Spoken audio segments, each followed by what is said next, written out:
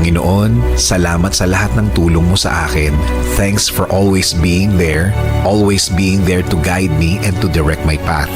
Salamat sa laging handang sumuporta sa akin, Panginoon. Panginoon, kayo po ang gagawin naming lakas. Alam po namin na kaya nyo kaming tulungan. Kaya nyo kaming bigyan ng solusyon sa aming mga problema na nagpapahina sa amin. Marami po ang mga dumadating sa aming mga buhay ngayon, Panginoon. Marami ang nagiging hadlang sa aming plano at mga pangarap. Alam po namin na iisa-isahin niyong tatanggalin ang mga ito bilang bahagi ng pag-aalaga niyo sa amin. Panginoon, alam po namin na hindi na magtatagal ang mga nagpapahirap sa aming problema. We know these are just trials that will make us stronger as a believer.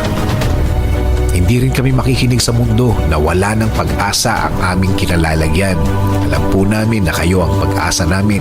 Sa inyo kami kakapit at laging lalapit. Hindi kami makikinig sa kanilang mga salita, sa kanilang mga kwento, sa kanilang mga judgment. Sa halip, mas ikukwento namin ang inyong kabaitan at laging handang tumulong sa amin.